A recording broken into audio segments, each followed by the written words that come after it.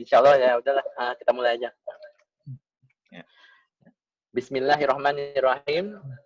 Assalamualaikum warahmatullahi wabarakatuh. Waalaikumsalam warahmatullahi wabarakatuh. Alhamdulillahirabbil alamin. Assalatu wassalamu ala asrofil anbiya'i wal mursalin wa ala alihi wa sahbihi ajmain.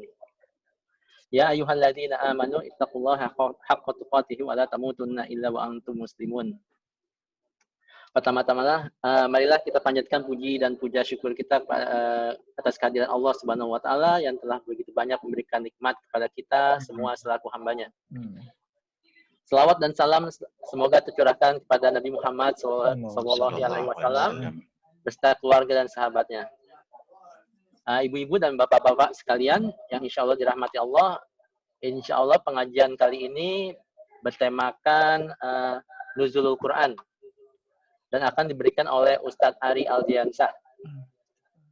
Semoga pengajian ini akan menambah amal baik dan ilmu kita insya Allah. Amin. Amin. Sebelum kita beranjak ke acara selanjutnya, mari kita buka acara ini dengan membaca surat Al-Fatihah. Bismillahirrahmanirrahim. Alhamdulillahirabbil alamin. Arrahmanirrahim. Maliki yaumiddin. Iyyaka na'budu wa iyyaka nasta'in. Ihdinas siratal mustaqim. Siratal ladzina an'amta 'alaihim ghairil maghdubi 'alaihim waladdallin. Selanjutnya marilah kita dengarkan lantunan ayat suci Al-Qur'an surat surat Lailatul Qadar insyaallah. Surat Al-Qadar insyaallah Mas Doni akan dibaca oleh Mas Doni insyaallah. Mas Rian, batal saya lagi batal boleh? Lagi batal? Iya. Barusan batal nih.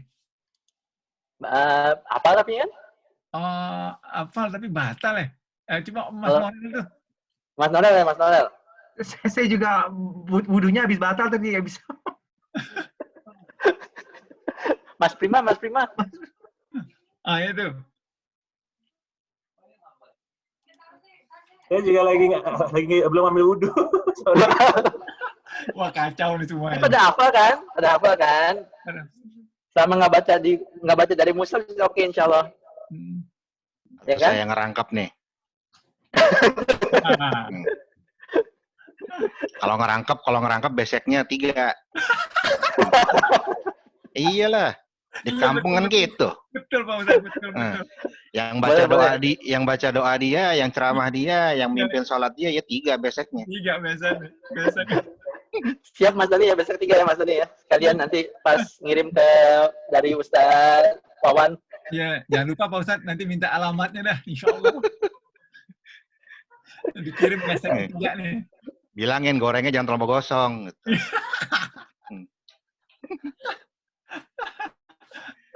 Ya, yang gedean dikit. Bakwannya yang gedean dikit Pak Ustaz ya. Oke. A'udzu billahi as-sami'il 'alim minasy syaithanir rajim. Bismillahirrahmanirrahim. Inna anzalnahu fi lailatul qadar wa ma adraka ma lailatul qadar. Lailatul qadri khairum min alfi syahr. تنزل الملائكة والروح فيها بإذن ربهم من كل أمر سلام هي حتى مطلع الفجر صدق الله العظيم. Tambah lagi? Jazakallah khairan Pak Ustadz. Ya jazakallah khairan. Semoga dengan membaca ayat suci Al-Quran ini akan menambah keberkahan dalam acara pengajian kita kali ini dan semoga yang mendengarkannya juga mendapat hal yang sama dengan yang membacanya. Amin ya Rabb. Insyaallah. Selanjutnya perkenalan dulu Pak Ustadz nih. Sebenarnya pengajian kita ini baru Pak Ustadz. Oke. Jadi baru mulai tahun ini. Bulan Januari, habis itu bulan sebelum Ramadan. Habis ini Ramadan ini kita insya Allah alhamdulillah udah 2 kali. Jadi insya Allah pekan depan 1 kali lagi. Insya Allah. Jadi biasanya kita ngadainnya insya Allah setiap 3 bulan sekali Pak Ustadz, pas ketika libur sekolah. Kok lama bener 3 bulan sekali? Karena mungkin nggak tahu, masih awal-awal Pak Ustadz. Ngirit bener, sebulan sekali kayak gitu minimal. Jadi ya gitu Pak Ustadz ya. Untuk teman-teman semuanya ini Pak Ustadz ini Ustadz Ari ini kebetulan yang dulu pernah membimbing anak waktu haji. Dan beliau sekarang alhamdulillah punya travel Safina ya Pak Ustadz ya. Jadi kalau insya Allah teman-teman mau pergi haji umroh, insya Allah beliau bisa menolong insya Allah. Bukan dalam segi bukan dibayarin maksudnya. Kalau yang itu mau berat. tapi nolong dalam yang lain-lainnya insya Allah ya. Ilmunya manasik insya Allah. Ilmunya manasik. Nanti beliau juga membimbing tuh. Yeah. Beliau bisa jadi pagar betis juga insya Allah. Oke, selanjutnya mari langsung kita mulai aja Pak Ustadz, insya Allah, tafadhol. Ya. Baik ya. Bismillahirrahmanirrahim. Assalamualaikum warahmatullahi wabarakatuh. Waalaikumsalam warahmatullahi wabarakatuh. Alhamdulillah, nahmaduhu wa nasta'inu wa nastaghfiruh wa na'udzu billahi min sururi anfusina wa min sayyiati a'malina. May yahdihillahu fala mudilla lahu wa may yudlilhu fala hadiyalah. Asyhadu an la ilaha illallah huwallazi arsala rasulahu bil huda wa dinil haqq liyuzhira 'ala dini kullih wa kafa billahi syahida. Wa asyhadu anna Muhammadan 'abduhu wa nabiyyuhu wa rasuluhu la nabiyya ba'dah. Qala Allah Ta'ala fil Qur'anil Karim, a'udzu billahi minasy syaithanir rajim. Ya ayyuhalladzina amanu udkhulu fis silmi kaffah wa la tattabi'u khutuwatisy syaitan innahu lakum aduwwum mubin. وقال أيضا يا أيها الذين آمنوا كتب عليكم الصيام كما كتب على الذين من قبلكم لعلكم تتقون. وقال رسول الله صلى الله عليه وسلم في حديث من صام رمضان إيمانا واحتسابا غفر له ما تقدم من ذنبه. صدق الله العظيم وصدق رسول الله صلى الله عليه وسلم. Ayyuhal ikhwah rahimakumullah, rekan-rekan, bapak-bapak, dan mungkin kalau ada ibu-ibu juga di majelis yang terhormat ini, kita panjatkan ribuan syukur kepada Allah Subhanahu wa taala bahwasanya pada petang hari ini menjelang kita akan berbuka puasa ini, Allah sempatkan kita untuk bertatap muka, berkumpul walaupun dari jarak jauh insyaallah. Walaupun jarak memisahkan kita, tapi insyaallah hati kita tetap satu kesatuan dalam ukhuwah Islamiyah, dalam iman Islam kepada Allah Subhanahu wa taala insyaallah. Mudah-mudahan dengan berkumpulnya kita pada hari ini, pada petang hari ini, di bulan yang penuh barokah, yang penuh ampunan, yang penuh kebaikan, Allah lipat gandakan pahala kita, Allah ampuni dosa-dosa kita, dan ada sesuatu yang baik yang bisa kita ambil dari berkumpulnya kita pada petang hari ini, insyaAllah. Salawat serta salam tak lupa kita sampaikan kepada junjungan kita Nabi Allah Muhammad sallallahu alaihi wasallam, kepada para keluarganya, para sahabatnya, tabi'in, tabi'ut tabi'in, dan para pengikutnya ila yaumil akhir nanti. Dan semoga Allah Subhanahu wa taala memberikan kekuatan kepada kita semua untuk dapat mengikuti jejak langkah beliau, menjalankan sunnah-sunnah beliau, mencontoh suri tauladan beliau, karena sebaik-baiknya sunnah dan suri tauladan adalah yang datang dari Rasul kita yang mulia Muhammad sallallahu alaihi wasallam. Ayyuhal ikhwah rahimakumullah, Masya Allah ini sudah hari ke-15 ya, hari ke-15 di bulan Ramadan ini. Tidak terasa Masya Allah, sudah 15 hari kita bersaum, dan mungkin 14 atau 15 hari yang akan datang Ramadan ini akan meninggalkan kita. Begitu cepatnya waktu berlalu, tidak terasa, dan ini adalah salah satu alamatul qiyamah, ya, tanda-tanda kiamat, bahwasanya waktu itu berlangsung sedemikian cepat tanpa terasa. Ya, jadi kita harus waspada karena kita adalah umat akhir zaman dan kiamat itu pasti akan datangnya, dan bersiap-siaplah karena tanda-tanda asghar, ya, tanda-tanda kecil dari kiamat itu sudah nampak semua.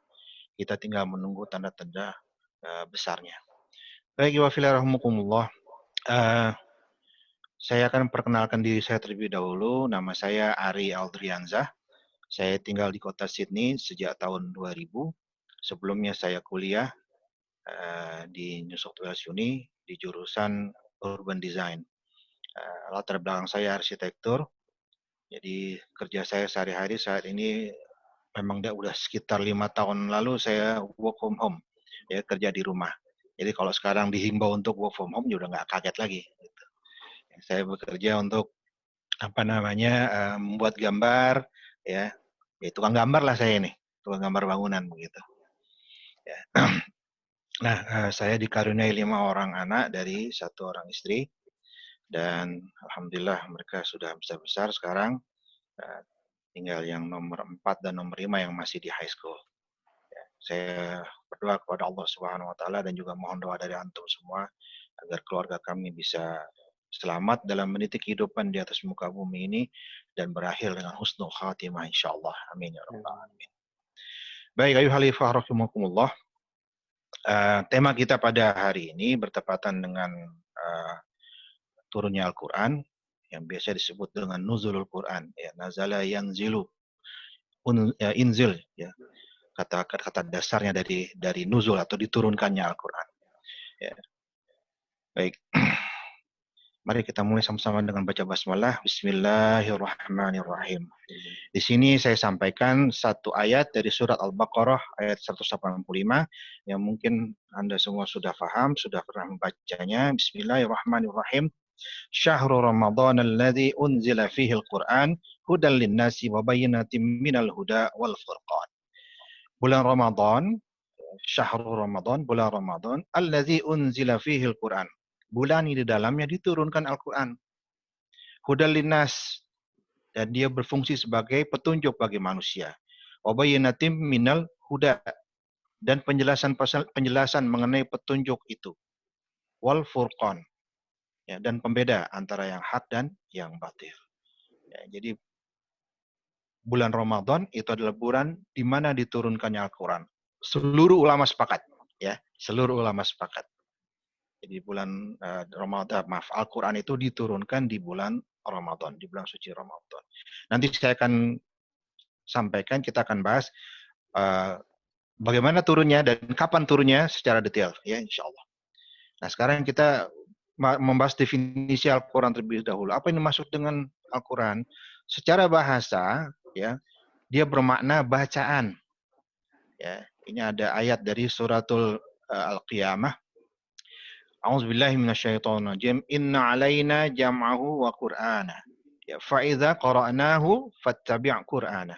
Sesungguhnya atas tanggungan kamilah mengumpulkannya di dadamu. Ya, dan membuatmu pandai membacanya. Jadi Quran itu ada di dalam hati kita, ya, kemudian dia menyemaikan, menyuburkan iman di hati kita, dan membuat kita pandai membacanya itu karena Allah semata. Ya. Fa'idza qara'nahu fattabi' Qur'ana. Apabila kamu telah selesai membacakannya, ya, apabila kami telah selesai membacakannya, maka ikutilah bacaan itu. Jadi ini perintah dari Allah Subhanahu wa taala. Ya, setelah Allah sampaikan kepada kita dan kemudian kita membacanya, maka wajib kita untuk mengikuti apa isi Al-Quran itu. Ya, salah satu tanda orang bertakwa adalah al-amalu bit-tanzil. Ya, salah satu tanda orang bertakwa itu adalah al-amalu bit-tanzil, yang bermakna dia beramal sesuai dengan Al-Quran. Dia terima Al-Quran tanpa keraguan sedikit pun. Ya, hati-hati, satu huruf saja. Ini Ibnu Abbas yang mengatakan, ya, satu huruf saja kita mengingkari Al-Quran, maka itu sama juga mengingkari seluruh Al-Quran. Nauzubillah, subhanallah. Ya, apalagi satu ayat, apalagi satu kalimat, apalagi satu surat. Ya, dan apalagi seluruh Al-Quran. Ya, nauzubillah. Ya, satu huruf saja kita ingkari Al-Quran, maka sama juga dengan kita mengingkari seluruh Al-Quran. Nauzubillah. Jadi wajib kita terima hudal linnas, ya. Alif lam mim dzalikal kitabul la raiba fih, ya. Inilah kitab yang tiada keraguan di dalamnya. Ya, jadi sebagai orang yang bertakwa, kita wajib menerima Quran secara utuh. Ya. Nah, itu secara bahasa dia bermakna bacaan. Adapun secara syariat, Quran itu adalah bermakna dia kalamullah, yang merupakan mukjizat yang lalu diwahyukan kepada Rasulullah Muhammad SAW, diriwayatkan secara mutawatir. Maksudnya mutawatir itu banyak orang yang meriwayatkannya. Ya, bukan hanya satu riwayat. Ya, karena ada juga seperti hadis, ya, ada hadis khabar ahad misalnya. Ya, hadis yang hanya dikabarkan oleh satu orang. Ya, seperti hadis innamal a'malu binniyat wa innamal likulli imri'in ma nawa. yaitu hadis hanya satu orang, yaitu Umar bin Khattab, ya, yang meriwayatkannya. Tapi kalau mutawatir, ya, itu berarti ayat Quran atau hadis itu diriwayatkan, disampaikan oleh orang banyak, ya. Dan kemudian Al-Quran itu jika kita membacanya merupakan ibadah. Ini wafilahumullah, saatnya nih sekarang nih kalau kita mau panen pahala, ya, di bulan Ramadan inilah saatnya kita memanen pahala, ya, karena luar biasa Allah lipat gandakan. Di sini Rasulullah SAW bersabda, barang siapa yang membaca satu huruf dari kitabullah ini, maka baginya satu pahala dan kebaikan yang 10 kali lipatnya. Ya. Baru baca satu huruf sudah dapat satu pahala, lalu dilipat gandakan 10 kali lipat. Ya, Rasulullah katakan, aku tidak katakan alif lam mim itu satu huruf. Ya kan banyak kalau di Al-Quran itu namanya fawatikus suwar. Ya, ayat-ayat pembuka surat. Ada alif lam mim, ya, ada alif lam ra, ada kaf ha ya ain sad, ya, ada toha, ada yasin, ya. Itu tidak dihitung sebagai satu huruf atau satu kalimat, ya. Tapi alif lam mim, alifnya satu, ya, mim lamnya satu, huruf mimnya satu, ya. Jadi itu dapat 3 pahala dikali 3 kali 10.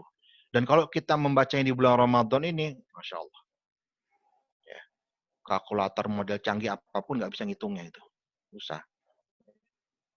Nah ini, jadi kita manfaatkan betul bulan Ramadan ini agar jangan sampai hari-hari kita itu hening atau sepi dari kita membaca Al-Quranul Karim. Ya, karena pahalanya luar biasa. Dan dia juga yang akan jadi penerang kita di kubur nanti, wafilah. Ya, dia juga nanti yang akan menjadi penerang kita, menjadi teman kita. Ya, ketika kita berada di alam kubur nanti, Al-Quran yang kita baca. Ya, insya Allah. Kemudian, nah ini yang menjadi topik bahasan kita. Kapan Al-Quran itu diturunkan? Sebagaimana saya sampaikan di awal tadi, ulama itu semua sepakat. Al-Quran itu diturunkan di bulan Ramadan di malam Lailatul Qadar. Ya, jadi ulama semuanya sepakat, ya, bahwasanya dia diturunkan di bulan Ramadan di malam Lailatul Qadar. Nah, kalau misalnya nanti ada perbedaan, ya, kita akan bahas. Nah, ini ada 3 ayat yang semuanya menyatakan bahwasanya Quran diturunkan di bulan Ramadan dan di malam Lailatul Qadar. Dan semua ulama sepakat akan 3 ayat ini. Yang pertama, dia adalah surah Al-Baqarah yang saya bacakan tadi, Syahrul Ramadan allazi unzila fihil Quran. Ya, bulan Ramadan, bulan di dalamnya diturunkan permulaan Al-Quran. Ya. Kemudian surah Al-Qadar yang tadi juga sudah kita baca, ya, inna anzalnahu fi lailatul qadar, ya, sesungguhnya kami telah menurunkan Al-Qur'an pada malam kemuliaan, malam Lailatul Qadar, malam 1000 bulan. Dan kemudian yang ketiga di surah Ad-Dukhan ayat 3, ya, inna anzalnahu fi lailatin mubarakah, sesungguhnya kami menurunkannya pada malam yang diberkahi, ya. Jadi malam Lailatul Qadar juga disebut sebagai Lailatul Mubarakah, ya, malam yang penuh keberkahan. Nah ini 3 dalil ini ulama sepakat, ya, menentukan bahwasanya Al-Quran itu diturunkan di malam Lailatul Qadar yang hanya ada di bulan Ramadan. Nah, kalau misalnya sekarang terjadi perbedaan, ya, kayak di negeri kita tuh, ya, 2 malam lagi mungkin di Istiqlal biasanya itu dia diadakan, yaitu peringatan malam Nuzul Quran tanggal 17 Ramadan. Ini dari mana datangnya? Ya, tidak mengada-ngada. Ya, ini pun juga benar, gitu. Ya, ini pun juga benar.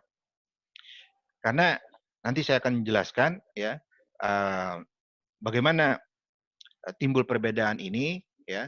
Nah, tapi kita akan bahas dulu yang satu ini. Jadi, mengapa sampai tanggal 17 Ramadan itu bisa menjadi ketetapan di beberapa negara, wabil khusus negara kita Indonesia, ya, sehingga peringatannya menjadi setiap tanggal 17, ya. Nah, di sini ada di surah Al-Anfal, ya, bercerita tentang keadaan ketika perang Badar. Ya, i'lamu annama ghanimtum min syai'in fa anna lillahi khumusahu wa lirrasuli wa lizil qurba wal yatama wal masakin wa banis sabil wa in kuntum amantum billahi wa ma anzalna ala abdina yaumal furqan yaumul taqal jam'an. Ya. Ketahuilah sesungguhnya apa saja yang dapat kamu peroleh sebagai rampasan perang, maka sesungguhnya 1/5 untuk Allah. Ini bisa kita skip, ya, karena ini tentang petunjuk. Kalau dapat gharimah, kalau dapat rampasan perang, maka 1/5 untuk Allah, Rasul, kerabat Rasul, anak-anak yatim, orang miskin, dan ibnu sabil. Jika kamu beriman kepada Allah dan kepada apa ya, perhatikan apa yang saya garis tebal di sini, ya, saya tebalkan hurufnya, apa yang kami turunkan kepada hamba kami, ya Rasulullah SAW, di hari Furqan. Apa yang dimaksud dengan hari Furqan? Yaitu hari bertemunya dua pasukan, ya, yaitu pada perang Badar. Ya, ini perang betul-betul apa ya, menjadi penentu sejarah di masa kaum muslimin, ya, karena Rasulullah sampai berdoa sebelum perang Badar itu, ya Allah beri kemenangan kepada kami, sesungguhnya jika kami hari ini dikalahkan, kami hari ini binasa, maka tidak akan ada lagi yang menyebarkan agamamu. Ya. Alhamdulillah Allah beri kemenangan gemilang pada hari itu, yaitu hari Furqan, ya, di mana kita hanya berjumlah 313 pasukan melawan 1.000 orang lebih, dan Allah memberikan kemenangan pada hari itu. Ya. Iblis pada hari itu yang sedemikian apa namanya giatnya memprovokasi kafir Quraisy itu sampai kabur, ya. Ada di surat saya lupa suratnya, Al-Kahfi kalau nggak salah. Jadi di surat itu pada saat iblis itu mengompori kaum Quraisy untuk hadir di Badar, ya, di Badar untuk menjawab mencegat kaum muslimin dipimpin Rasulullah SAW, ya, iblis hadir saat itu, ya, dia menyerupai dirinya menjadi seorang orang alim, ya, orang bijaksana, wise person di kalangan kaum kafir Quraisy, ya. Dan ketika dia sampai di Badar, iblis itu langsung melarikan diri, balik arah. Sempat dicekal sama Abu Jahal, mau kemana ente? Gitu. Apakah jawab iblis? Kalau kamu bisa lihat apa yang saya lihat, kamu juga pasti akan kabur. Nah, itu kata iblis. Kenapa? Karena iblis ketika hadir di Badar itu, dia melihat di belakang pasukan Rasulullah itu pasukan Jibril, para malaikat ikut membantu Rasulullah SAW. Jadi ini saya sedikit cerita, ya, karena ini bertepatan juga dengan bulan Ramadan, perang Badar ini, ya. Jadi ketika terjadi perang Badar, ya, banyak para sahabat itu bingung gitu. Saat mereka baru mau mengayunkan pedang, mereka untuk menebas musuh, itu yang mau ditebas itu tiba-tiba misalnya kepalanya udah ngelundung ya sendiri gitu, ya, atau badannya luka aja begitu, ya. Cuman bedanya kalau yang menebas itu manusia biasa dengan pedang biasa, maka akan ada darah, ya, akan ada kucuran darah, ya, kalau misalnya ditebas lehernya itu akan.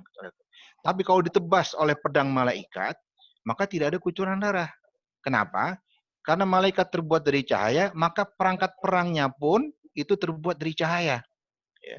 Pedang sinar. Ya wallahualam, ini George Lucas bikin Star Wars itu apa terinspirasi dari hadis ini, karena Yahudi juga tukang baca hadis Rasulullah juga kan. Itu. Ya, jadi seperti itu bedanya. Ya, jadi ketika malaikat itu turun membantu Rasulullah di Badar, itu iblis yang melihat kenyataan itu langsung mundur. Ini sih bukan lawan kita ini. Ya, bukan lawan kita. Mundur teratur. Ya, jadi dia cuma bisa memprovokasi kafir Quraisy saat itu, dan akhirnya kita bisa tahu dalam sejarah kafir Quraisy mengalami kekalahan yang memalukan. Ya. Nah, jadi itu pendapat, ya, dalil yang menyebabkan sebagian negara atau sekelompok manusia menyelenggarakan atau memperingati nuzul Quran pada tanggal 17 Ramadan. Ya, yaitu dikaitkan dengan turunnya Al-Quran di saat perang Badar. Baik. Nah, sekarang bagaimana Al-Quran itu diturunkan? Ya, bagaimana Al-Quran itu diturunkan? Nah, pendapat yang kuat, Al-Quran itu diturunkan 2 kali. Ya, ini pendapat yang kuat. Al-Quran itu diturunkan 2 kali. Yang pertama, dia diturunkan sekaligus pada malam Lailatul Qadar, ya, dari Lauhul Mahfuz ke Baitul Izzah, yaitu langit dunia. Jadi 30 juz Al-Quran itu, ya, mulai dari Al-Fatihah sampai kepada An-Nas, itu diturunkan sekaligus ke Baitul Izzah. Ya. Baru kemudian diturunkan secara bertahap kepada Rasulullah SAW berangsur-angsur selama 23 tahun, selama periode kenabian. Ya, nanti kita akan bahas kenapa diturunkan secara berangsur-angsur. Ya. Jadi menurut Ibnu Abbas, Al-Quran itu diturunkan sekaligus ke langit dunia pada malam Lailatul Qadar. Kemudian setelah itu diturunkan selama 20 tahun. Ya, lalu Ibnu Abbas membaca surat Al-Isra ayat 106, wa Qur'anan faraqnahu litaqra'ahu 'alan nasi 'ala muqsim wa nazzalnahu tanzila. Dan Al-Qur'an ini telah kami turunkan dengan berangsur-angsur agar kamu membacakannya perlahan-lahan kepada manusia, dan kami menurunkannya bagian demi bagian. Ya. Ini keterangan dari Ibnu Abbas yang menjadi rujukan mayoritas ulama bahwasanya Al-Quran itu diturunkan 2 kali. Ya. Jadi tidak sekaligus diturunkan kepada Rasulullah SAW, tapi melalui fase-fase. Nah, apa hikmahnya kalau Al-Quran itu diturunkan secara berangsur-angsur? Ya, tidak sekaligus. Yang pertama, dia meneguhkan dan menguatkan hati Rasulullah SAW. Ya, jadi ada ayat yang misalnya, banyak sekali ayat-ayat yang ketika Rasulullah itu dilanda ketakutan, dilanda kegundah, begitu ya, diteguhkan. Ya, wala tahinu wala tahzanu, misalnya di surah Ali Imran itu, wala tahinu wala tahzanu wa antumul a'launa in kuntum ta'lamun. Ya, in kuntum mu'minun, maaf. Antumul a'launa in kuntum mu'minun. Wala tahinu wala tahzanu, janganlah kamu merasa sedih, terhina, jangan pula kamu merasa sedih. Sesungguhnya kamu adalah orang yang tinggi derajatnya di sisi Allah Subhanahu wa taala asalkan kamu beriman. Ya. Dan banyak lagi ayat-ayat yang kemudian menjadi penguat, ya, menjadi peneguh hati Rasulullah SAW dalam menjalankan dakwah di awal-awal periode kenabian beliau. Kemudian dia juga menjawab tantangan dan juga sebagai mukjizat. Ya, kalau nabi-nabi lain mukjizatnya seperti Nabi Musa tongkatnya, ya, Nabi Ibrahim api yang menjadi dingin, ya. Maka Rasulullah SAW, Rasul kita yang mulia itu, dia memiliki mukjizat yaitu Al-Qur'anul Karim yang abadi sampai akhir zaman. Ya. Abadi sampai akhir zaman. Ya, wala ya'tunaka bimathalin illa ji'naka bil haqqi wa ahsana tafsira. Ya, tidaklah orang-orang kafir itu datang kepadamu membawa sesuatu yang ganjil, melainkan kami datangkan kepadamu sesuatu yang benar dan yang paling baik penjelasannya. Ya, jadi kafir Quraisy itu senang banget datang kepada Rasulullah, ya, untuk tanya-tanya hal yang istilahnya nantang-nantang gitu, ya, ngetes-ngetes gitu. Pertanyaan-pertanyaan yang dipikirnya Rasulullah nggak bisa jawab, tapi Rasulullah mendapat bimbingan dari Allah Subhanahu Wa Taala bisa menjawab tantangan-tantangan orang kafir. Ya. Ya, seperti misalnya kalau emang kamu benar-benar, nanti ada ayatnya kita jabarkan. Ya, kalau memang kamu benar-benar benar-benar cerdas, ya, silakan buat. Ya, Al-Quran ini sesuatu yang mirip dengan Al-Quran ini, ya, dan itu tidak bisa mereka menjalankan tantangan dari Rasulullah SAW. Kemudian mempermudah hafalan dan pemahaman, ya, dengan turun berangsur-angsur kita jadi mudah menghafalnya. Rasulullah jadi mudah menghafalnya, sahabat jadi mudah menghafalnya, dan jadi mudah memahaminya. Ya, bayangkan kalau satu blok gitu surah Al-Baqarah dikirim gitu, ya. Al-Baqarah itu 2,5 juz. Ya, 1 juz itu 20 halaman, 10 lembar. Ya. Kalau langsung blak diturunkan, ya sahabat juga bingung gitu ya. Gimana ngafalinnya ini? Rasulullah juga di awal-awal beliau menerima wahyu dari Allah melalui Jibril itu, beliau juga menjawab, saya bukan orang yang membaca, anak ummi. Ya, saya tidak tahu membaca. Jadi dengan diturunkannya secara berangsur-angsur, maka Quran itu menjadi mudah untuk dihafal dan dipahami.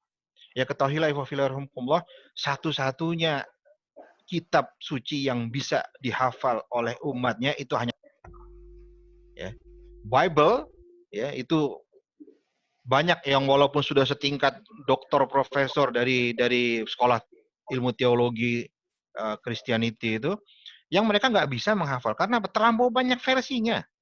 Kalau antum pernah melihat video dari Ahmad Didat, ya, Syekh Ahmad Didat, Allah yarham, beliau paparkan di situ, ya. Ada King James Bible, ada banyak sekali, dan masing-masing kadangkala ayat satu dengan ayat lainnya bertentangan gitu. Bahkan ada 2 kitab Bible yang sama persis, ya, cuma berbeda tahun pencetakannya, di dalamnya mengandung unsur pertentangan ayatnya. Nah, itu kan jadi bingung.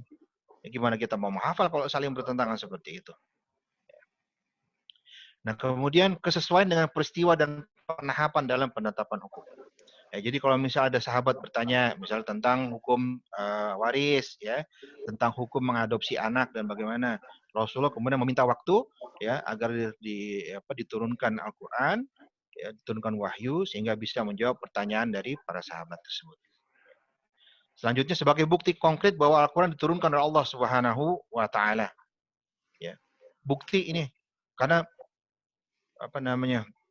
Fala yatadabbaruna al-Qur'an walau kana min 'indi ghairillahi lawajadu fihi ikhtilafan katsira. Ya, sini Allah mengatakan, maka apakah mereka tidak memperhatikan Al-Qur'an? Kalau kiranya Al-Qur'an itu bukan dari sisi Allah, tentulah mereka mendapat pertentangan yang banyak di dalamnya. Ya. Kalau Quran itu bukan dari Allah Subhanahu wa Ta'ala, pasti akan banyak pertentangan satu ayat dengan yang lainnya, yang bikin orang bingung, yang bikin orang tidak bisa memahami dan menghafalkannya. Itu yang terjadi dengan kitab-kitab agama lain. Ya, ini sebagai bukti konkret, ya, bahwasanya Al-Quran itu diturunkan oleh Allah Subhanahu wa Ta'ala adalah dia sangat teratur, sangat rinci. Ya, gitu. Dan selanjutnya kita akan bahas tentang dalamannya Al-Quran. Ya. Al-Quran itu yang pertama dia terdiri menjadi 30 juz. Ya. Juz itu asal kata dari bahasa Arab, juz'un, artinya bagian atau bab, ya mungkin begitu. Ya. Dan 30 juz itu satu juz, sebagaimana saya sampaikan tadi, terdiri dari 20 halaman atau 10 lembar.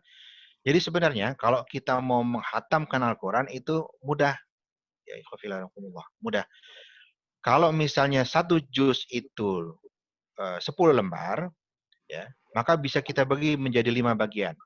Setiap habis sholat, asal konsisten ya, setiap habis sholat kita konsisten saja, ya, komitmen kepada diri kita. Setiap habis sholat kita baca 2 lembar, terdiri dari 4 halaman.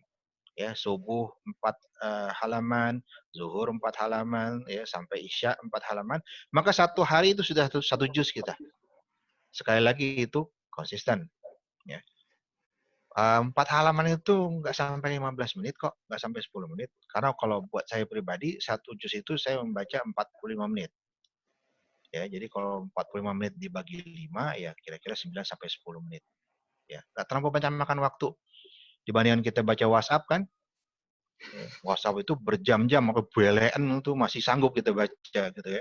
Walaupun beritanya kadang-kadang nggak ada hubungannya sama hidup kita, bahkan ngeselin, nyebelin gitu.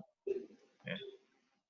Gitu. Tapi kita betah bacanya. Makanya kata Pak Anies tuh, Gubernur DKI itu, dia bilang kita itu manusia Indonesia itu punya apa namanya daya baca, tapi tidak memiliki minat baca. Gitu. Maksudnya apa? Kita punya daya baca, yaitu tadi baca WhatsApp dari ujung sampai belakang, ya, dari satu grup ke satu grup yang lainnya, betah kita baca, ya. Tapi kalau giliran WhatsApp itu ada satu artikel yang panjang, gitu, langsung di skip, gitu kan? Karena apa? Minat bacanya nggak ada. Nah, ini kepada Al-Quran kita harus hindari itu. Ya, kita harus punya minat baca kepada Al-Quran. Kenapa? Karena pahalanya itu tadi, ya. Quran itu kalau dibaca tadi 10 kali lipat kok satu hurufnya gitu ya. Masa kita mau biarkan? Apalagi di bulan Ramadan ini, nilai sunnah itu sama dengan wajib. Gitu. Yang wajib dikali 70. Wah, kakek hitung dah. Ya, Masya Allah. Baik banget Allah bulan Ramadan ini. Ya, jadi Quran itu terdiri dari 30 juz. Selanjutnya, dia terdiri dari 114 surat. Walau ada ulama yang berpendapat 113 surat. Bagaimana yang bisa terjadi? Ya, ulama yang berpendapat 113 surat, ya, mereka menganggap surat Al-Anfal, surat ke-8 dengan surat At-Taubah itu satu surat. Kenapa? Karena surat At-Taubah itu tidak ada bismillahnya. Ya. Tidak ada bismillahnya. Jadi dianggap surat Al-Anfal itu merupakan surat At-Taubah itu merupakan kelanjutan dari surat Al-Anfal. Ya. Tapi mayoritas ulama berpendapat bahwasanya Al-Anfal surat ke-8 dan At-Taubah surat ke-9, ya, itu adalah 2 surat yang berbeda.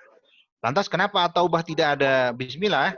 Ya, Karena surat ini dimulai dengan ayat perang gitu. Sedangkan basmalah itu Bismillahirrahmanirrahim adalah kalimat yang berisikan tentang sifat-sifat rahman, sifat kasih sayang Allah Subhanahu wa taala yang bertolak belakang dengan sifat perang gitu. Ya. Nah, itu. Jadi kita stick saja dengan 114 surat ya. Baik. Selanjutnya ulama sepakat bahwa jumlah ayat Al-Qur'an lebih dari 6.200 ayat. Ya, berapa lebihnya? Nah, ini ulama yang berbeda pendapat. Ya. Kalau dulu kita dari kecil kan, termasuk saya gitu SD, 6.666 ayat gitu. Ini kok jadi banyak banget gitu ya, 6.666 ayat. Ya. Kok jadi kayak, maaf jadi kayak angka setan begitu. Ya, kan 666 gitu ya. Itu kan angka setan tuh kalau dalam kepercayaan barat. Gitu. Ya. Ternyata tidak 6.666 ayat ya. Ya, kalau ada yang sudah menghitung di jumlah-jumlah itu ayat Quran dengan mushaf Utsmani ya, yang cetakan Madinah itu, dari Al-Fatihah sampai An-Nas itu 6.236 ayat. Itu yang ini ya, yang ya sudah dihitung gitu. Ya.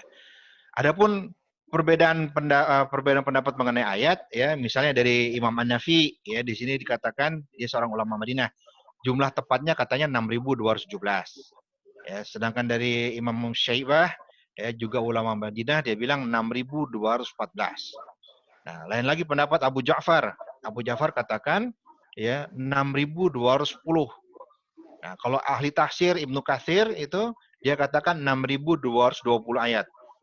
Lalu Imam Asim ya, ulama Basrah ini dia katakan jumlah ayat Quran itu 6.205.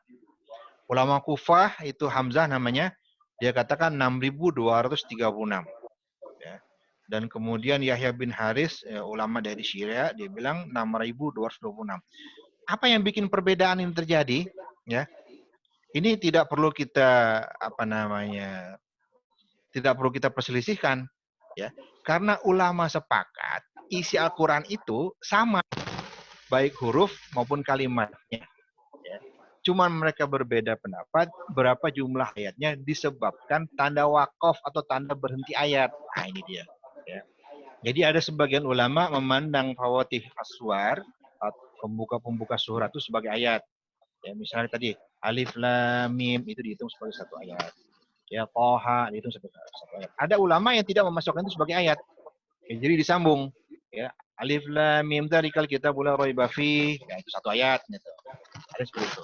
Ada juga yang memasukkan bismillah sebagai ayat. Ya, ada yang tidak. Nah, sebagian lagi perbedaan wilayah tentang bacaan yang diwakafkan oleh Rasulullah SAW. Wakaf itu tanda berhenti. Jadi kalau kita dibaca Quran kan ada yang ada di atasnya itu, di atas kalimat itu ada jim kecil ya, ada lam alif kecil ya, atau mim kecil, atau apa lagi, qaf kecil misalnya itu. Ya. Itu tanda bacaan di mana Rasulullah SAW dahulu pernah berhenti di situ. Ya. Jadi dahulu Rasulullah SAW terkadang diriwayatkan berhenti membaca dan menarik nafas di ayat-ayat tertentu. Nah, pada saat itu timbul asumsi, ini sahabat kan dengerin nih sambil nyatet ya. Sahabat itu dengerin sambil nyatet bagaimana Rasulullah membaca ayat-ayat tersebut.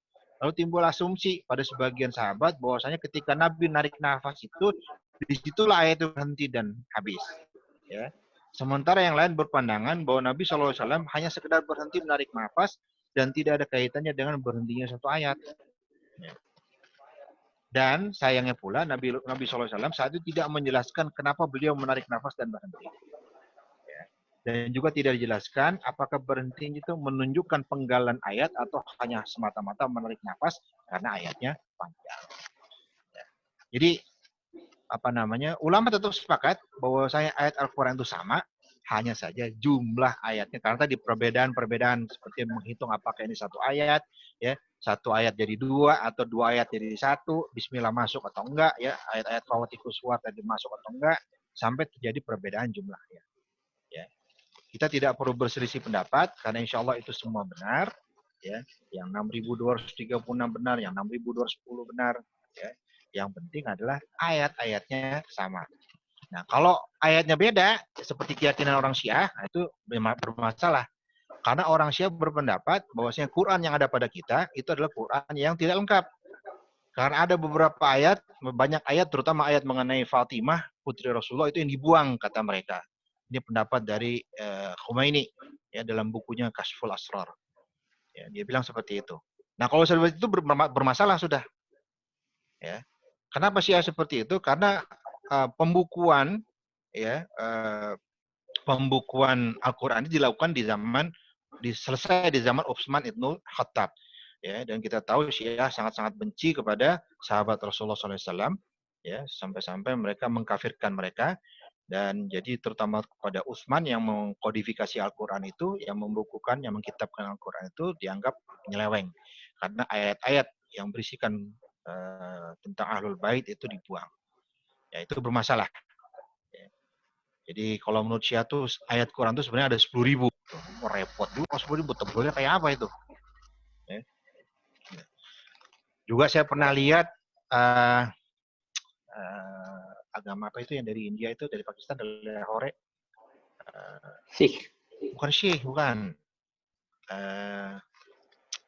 Ahmadiyah. Ahmadiyah. Itu. Ahmadiyah Qadiani itu, waktu saya kerja di Jakarta itu ada salah seorang penganut. Itu saya lihat Qurannya tebal benar. Ya.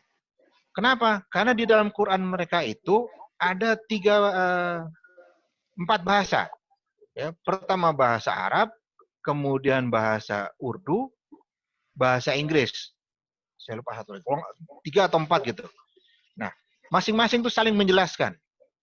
Nah, gimana nggak kacau kayak begitu? Ya, mereka sendiri kan memang di luar Islam sebenarnya, karena apa namanya, mereka mengakui Mirza Ghulam Ahmad itu sebagai nabi terakhir, bukan Rasulullah SAW, Muhammad SAW. Nah, ini juga kita harus apa namanya waspadai hal-hal seperti ini. Ya. Nah, kemudian menurut maknanya, ya, ayat-ayat dalam Quran itu berdasarkan surah Ali Imran ayat 7, dia terbagi menjadi 2. Ada ayat-ayat yang sifatnya muhkamat. Ayat-ayat ini jelas dan langsung bisa dipahami, nggak pakai tawar-menawar. Udah begitu apa dibacakan langsung kita bisa paham. Ya, qul huwallahu ahad. Allah itu satu. Ya, Allahus samad. Ya. Allah itu tempat kita bergantung. Nggak perlu penjelasan lagi. Ya, memang begitulah sifat Tuhan. Ya. Lam yalid wa lam yulad. Dia tidak beranak dan juga tidak diperanakan. Walam yakul lahu kufuwan ahad. Dan tidak serupa dengan yang lain. Ya. Walam yakul lahu kufuwan ahad, saya jadi ingat Sinéad O'Connor tuh, yang alhamdulillah dia udah masuk Islam. Tahu kan Sinéad O'Connor? Penyanyi dari Irlandia itu. Ya, kan dia pernah nyanyi itu, nothing compare to you. Kalau kata-kata itu ditujukan kepada Allah Subhanahu wa taala, ya, tidak ada yang serupa, tidak ada yang bisa menandingi engkau, setuju. Tapi kalau untuk boyfriendnya, nauzubillah. Gitu. Ya, jadi muhkamat itu jelas dan langsung, nggak pakai penafsiran lagi, langsung jelas. Gitu ya. Nah, yang kedua ada ayat yang namanya ayat mutasyabihat. Ya. Jadi ini memiliki makna ambigu, ya, makna samar, ya, atau memiliki makna lain yang membutuhkan penafsiran menggunakan ayat lain atau hadis yang jelas. Ya, misalnya seperti hukum waris, ya, hukum adopsi, ya, hukum qital dan sebagainya, ya. Nah, jadi dalam kita mempelajari Al-Qur'an, terutama tafsir, itu wajib dan harus kita memiliki guru. Ya, guru yang memiliki sanad dan kemampuan untuk mentafsirkan Al-Qur'an. Jadi nggak boleh kita tafsir sendiri. Ya. Karena di Jakarta nanti kalau tafsir sendiri timbullah banyak lebih palsu. Ya. Si Lia Edan lah jadi nabi, jadi ini, kemudian satu lagi siapa tuh? Musadek, ya. Dapat wahyu di Gunung Bunder di Jawa Barat situ, ngaku jadi nabi gitu. Karena itu meraba-raba atau mengartikan sendiri tafsir Quran sendiri. Jadi yang ngawur. Dulu siapa tuh kalau mungkin antum masih ingat yang nulis novel Ali Topan Anak Jalanan, ya. Dia menjadi sesat, kenapa? Karena membaca Al-Qur'an lewat artinya saja. Nah, ini juga bahaya. gitu. Karena bahasa manusia itu memiliki keterbatasan. Ya, bayangkan saja Al-Qur'an dengan bahasa Arab, ya, itu kalau ditambah dengan terjemahnya saja harus punya tafsir. Ya, saya di rumah punya tafsir Al-Azhar, ya, buah karya Buya Hamka itu berderet ya 30 jilid itu. Ya, kemudian belum lagi tafsir fi zilalil Quran, ya, tafsir banyak lagi, ya. Gitu. Jadi nggak bisa kita hanya baca Quran kemudian meraba-raba sendiri maknanya ini apa, maknanya sesat kita, ya, terutama untuk ayat-ayat yang mutasyabihat. Harus kita dibimbing oleh seorang guru, ya. Mudah-mudahan pengajian ini berlangsung terus nih, Aryan, ya. Berlangsung terus. Amin. Jadi kita Insyaallah. terguide ya, terbimbing pengajian ini, ya. Jadi ada istimroriyah ya, keberlangsungan. Amin. Kok saya jadi Insyaallah. Ustaz Ali sudah bersedia, insyaallah. Nah, itu dia. Insyaallah. Kalau umur panjang. Ya. Baik. Sekarang apa sih karakteristik dari Al-Quran itu? Ya.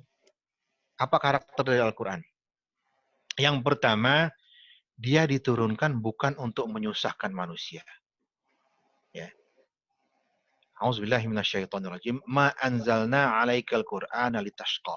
Ayat ini yang bikin rontok, ya, keteguhan atau kekerasan Umar bin Khattab.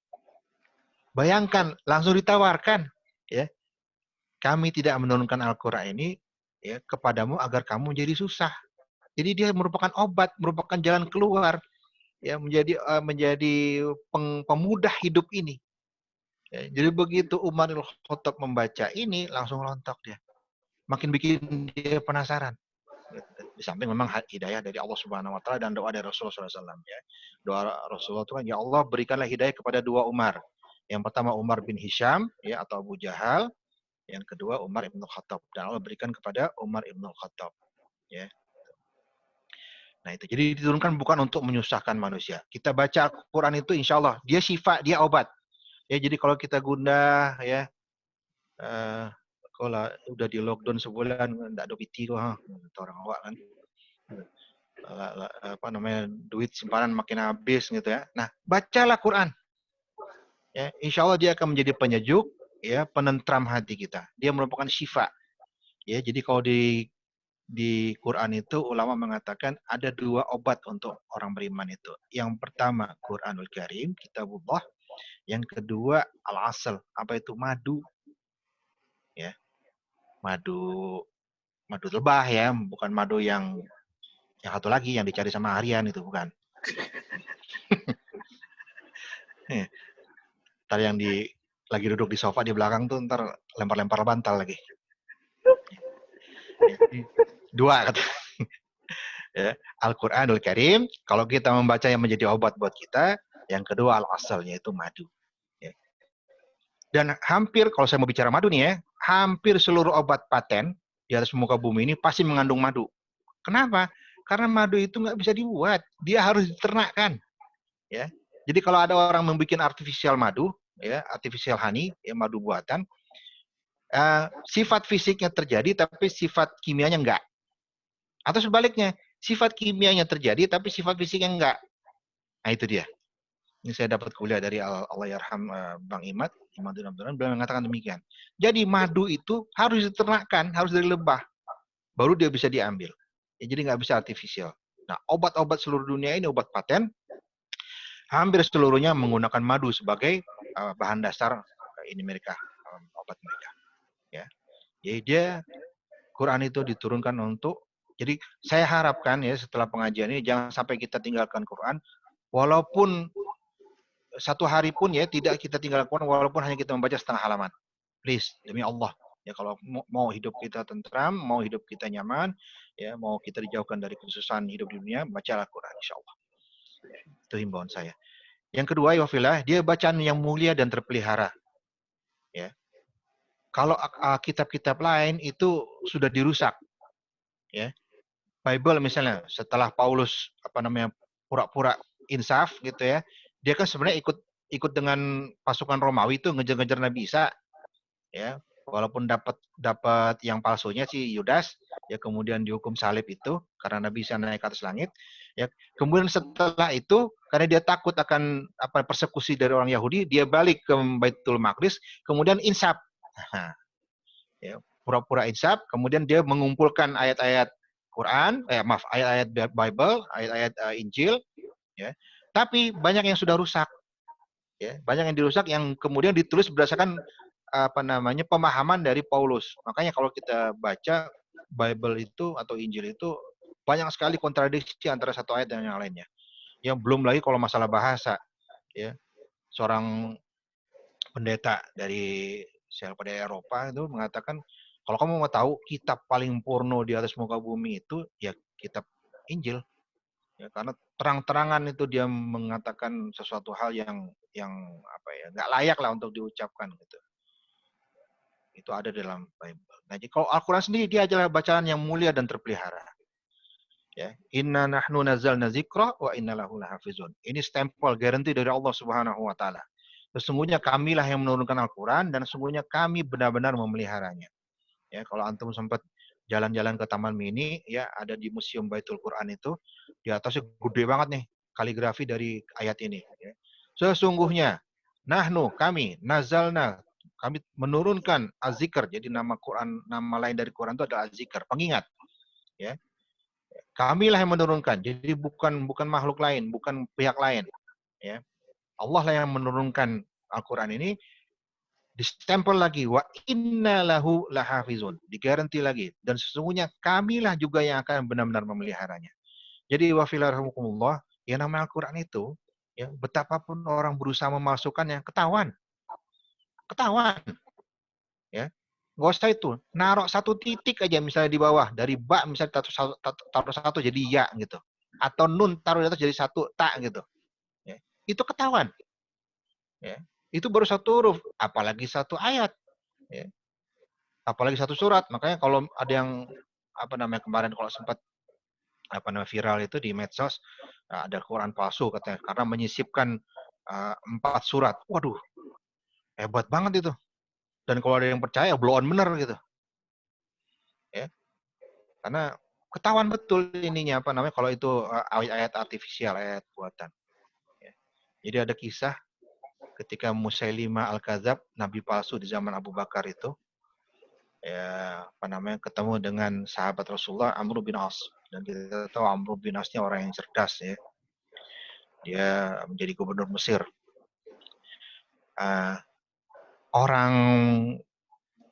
Kelebihan orang Quraisy pada saat itu, ya, atau orang Arab di Jazirah Arab pada saat itu, mereka kebanyakan buta huruf. Tapi mereka sangat mencintai yang namanya syair, sajak, puisi, begitu ya, sangat-sangat mencintai. Dan mereka bisa mengetahui mana syair yang abal-abal, yang KW, gitu ya, dan syair yang bermutu tinggi, gitu. Ya, jadi suatu kesempatan ketemulah Musailimah Al-Kadzab ini. Ya, dia mengaku nabi palsu di daerah yang namanya Yamamah. Ya, kemudian gerakan nabi palsu ini ditumpas habis oleh Abu Bakar radhiyallahu anhu. Ketemulah Amr bin As dengan Musailimah Al-Kadzab.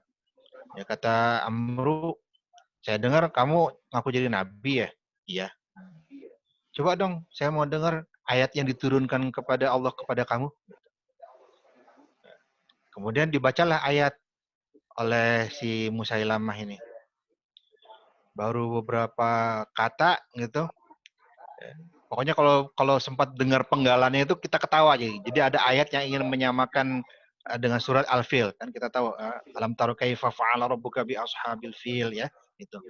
Nah, si Musailamah juga bikin hal yang sama gitu. Cuman dia bicara soal katak gitu. Saya lupa bahasa Arabnya, tadi bilang katak, wahai katak, kenapa perutmu gendut, kakimu bengkok gitu, mulutmu lebar, matamu gede gitu. Ya kan? Begitu dengar itu Amr bin As ketawa terbahak-bahak gitu. Kalau dia orang tahu dia bilang ini, dari dengar omongan lu, dari dengar apa yang lu omongin, gue tahu kalau lu bohong. Itu kata Amru gitu. Gue tahu kalau lu bohong gitu. Insaf gitu. Ya. Tapi karena Musailamah ini, namanya juga judul gelar saja Al-Kadzab, penipu, pembohong. Ya. Dan pengikutnya juga banyak gitu. Ya, saya heran ya. Kadang-kadang karena mungkin karena saking hebatnya tukang bohong gitu, jadi pengikutnya juga banyak, persis kayak yang ada di Indonesia gitu kan. Udah, jangan terusin. Ya. Bohong tapi pengikutnya banyak gitu. Nah, sama Musailamah Al-Kadzab juga begitu. Ya. Sampai dihabisi oleh Khalifah Abu Bakar. Ya. Karena itu. Jadi kalau orang cerdas gitu ya, begitu dengar apa yang diomongin, tahu kalau itu bohong. Gitu. Tahu kalau itu dusta. Karena apa? Ayat-ayatnya, aduh luar biasa. Jadi kalau mau cerita lagi nih sebelum Rasulullah wafat ya, ketika di awal-awal itu, Abu Lahab sama Abu Jahal ini setiap malam itu selalu nguping, datang ke rumah Rasulullah, nginjen gitu ya, ngintip sambil nguping gitu. Rasulullah membacakan ayat Quran. Karena buat mereka itu hiburan betul. Ya kalau kita mungkin zaman dulu dengar radio RRI gitu ya, di kampung, ya dengerin siaran radio Nusantara, RRI ya dan sebagainya. Begitu juga di zaman Rasulullah ya. Begitu mendengarkan ayat-ayat Quran yang luar biasa indahnya, ya, luar biasa agungnya gitu ya. Orang-orangnya terpesona. Hatta Abu Lahab dan Abu Jahal yang tiap hari kerjanya maki-maki Rasulullah. Ya, jadi malam-malam mereka pun datang gitu mengendap-endap ke rumah Rasulullah sekedar untuk mendengarkan apa yang dibacakan oleh Rasulullah SAW. Apa yang dibaca oleh Muhammad. Ya, dan kita tahu Rasulullah itu adalah keponakan dari mereka berdua ini gitu. Jadi suatu malam mereka berdua lagi nginjen gitu, amprokan ketemu gitu. Ngapain lu? Lu juga mau ngapain? Nah, akhirnya karena gengsi gitu, enggak, gue cuma mau lewat aja gitu kan. Akhirnya berdua itu nggak jadi dengerin Rasulullah. Besok malam diulang lagi gitu. Jadi hampir tiap malam mendengarkan apa yang dibacakan Rasulullah karena saking indahnya. Nah, jadi ini bacaan mulia yang terpelihara. Selanjutnya, karakter Al-Quran itu adalah dia tidak tertandingi, tadi sudah kita bahas, tidak tertandingi keindahan dan keagungannya. Masya Allah. Ya. Nah ini, dalil satu, di sini Allah menantang untuk membuat Al-Quran. Satu Quran deh, coba berkumpul semua jin dan manusia, bikin satu hal yang mirip dengan Al-Quran. Satu Quran. Ya. Katakanlah sesungguhnya jika manusia dan jin berkumpul untuk membuat yang serupa Al-Quran ini, niscaya mereka tidak akan dapat membuat yang serupa dengan dia. Sekalipun sebagian mereka menjadi pembantu bagi sebagian yang lain. Ya. Nggak bisa. Dicari kesalahan pun juga nggak bisa. Ya. Kalau sempat lihat video di YouTube itu, Anis Shoros, ya, orang Palestina Kristen itu, dia berusaha untuk mencari kelemahan Al-Quran, mencari kesalahan ayat Al-Quran. Begitu dites di depan orang banyak, silakan baca tuh Quran. Dia sendiri belepotan. Gitu. Bagaimana mungkin orang yang belepotan baca Quran bisa mencari kesalahan Al-Quran gitu? Ya, nggak masuk akal. Jadi ditelanjangi oleh Allah Subhanahu Wa Taala aibnya di depan orang banyak. Jadi nggak bisa. Dalil kedua, ya oke deh satu Quran nggak bisa. Sekarang bikin 10 surat deh. Demikian kata Allah. Ya, bahkan mereka mengatakan Muhammad telah membuat Al-Quran itu. Ya, katakanlah kalau demikian, maka datangkanlah 10 surat-surat yang dibuat-buat yang menyamainya. Dan panggillah orang-orang yang kamu sanggup memanggilnya selain Allah jika kamu memang orang-orang yang benar. Ditantang, bikin 10 surat. Ya. Cuman orang nekat kayak Musailamah aja tuh, ya, yang berani bikin surat-surat itu akhirnya ketahuan kan memang KW gitu. Nah 10 surat juga nggak mampu, nggak sanggup, oke deh kata Allah, saya turunin deh. Ya. Satu surat deh, silahkan. Bikin yang serupa, yang paling pendek itu surat apa? Al-Ikhlas atau surat Al-Kautsar misalnya. Nggak bisa. Ya. Jika kamu tetap dalam keraguan tentang Al-Quran yang kami wahyukan kepada hamba kami Muhammad, buatlah satu surat saja yang sebisa Al-Quran itu. Dan ajaklah penolong-penolongmu selain Allah, jika kamu orang-orang yang benar. Silakan berkumpul, bergabung jin dan manusia ya untuk bikin satu surat aja. Ketahuan. Ya, ketahuan kalau ayat itu ayat buatan. Ayat KW. Nah, ini tanda-tanda bukti bahwasanya Al-Quran itu adalah ayat mukjizat Rasulullah SAW, ya, yang tidak tertandingi keagungannya. Selanjutnya, dia tersusun secara terperinci dan rapi. Ya. Alif Lam Ra. Ya, kitabun uhkimat ayatuhu thumma fussilat min ladun hakimin khabir. Alif Lam Ra, inilah suatu kitab yang ayat-ayatnya disusun dengan rapi serta dijelaskan secara terperinci yang diturunkan dari sisi Allah yang Maha Bijaksana lagi Maha Tahu. Ya. Jadi antara satu ayat dengan satu ayat yang lainnya saling mengokohkan, saling menguatkan. Tapi juga ada misalnya apa namanya ayat yang sudah diturunkan kepada Rasulullah, lalu ayat selanjutnya menafikan atau meniadakan ayat yang selanjutnya. Istilahnya apa tuh? Kalian ingat nggak? Kalau ada ayat yang kemudian nasah mansuh, itu dia. Ya, ada ayat yang dimansuhkan, maksudnya ayat yang dinasahkan yang pertama itu sebagai penjelas, ya, sebagai penjelas urut-urutan sejarahnya, ya. Kemudian dimansuhkan, ya, seperti misalnya diperbolehkannya nikah mut'ah, ya, nikah mut'ah. Kemudian setelah itu turun ayat yang memansuhkan ayat tentang nikah mut'ah. Jadi nikah mut'ah itu diharamkan. Ya, jadi hanya orang Syiah yang pasti mempraktekkan nikah mut'ah itu. Ya. Nah, itu. Jadi dia tersusun secara terperinci dan rapi. Ya. Seperti misalnya kalau antum buka surah Al-Baqarah, satu halaman ya terdiri dari satu ayat yang isinya ayat tentang hutang. Ya. Jadi begitu termanage-nya, begitu detailnya Allah menjelaskan tentang bagaimana manajemen hutang. Harus ditulis, ya kan? Harus dicatat kapan dapatnya, kapan bayarnya, ya kan? Harus ada saksi seperti itu. Ya. Tersusun secara terperinci dan rapi. Belum lagi masalah-masalah hukum lainnya. Ya. Selanjutnya, dia mudah dipahami dan diambil pelajaran. Ya. Walaqad yassarnal Qur'ana lizikri fahal mim muddakir. Dan sesungguhnya kami telah memudahkan Al-Quran itu untuk pelajaran, maka adakah orang yang mengambil pelajaran? Gampang kita mempelajari Al-Quran itu. Ya, menghafal Al-Quran itu gampang. Ya. Jadi Allah mudahkan. Sebagaimana saya katakan tadi, ya, hanya Quran, kitab Quran inilah yang bisa dihafal ayat-ayatnya. Ya. Kitab-kitab lain tidak mampu orang untuk menghafalnya. Ya. Tidak sanggup orang untuk menghafalnya. Berbeda dengan Al-Quran. Banyak sekali orang-orang yang menghafalkan, orang yang bisa menghafalkan. Karena apa? Emang diberi kemudahan oleh Allah Subhanahu Wa Taala. Ya, diberi kemudahan. Dan kalau kita lihat seperti sajak, rhyme-nya itu kan apa ya?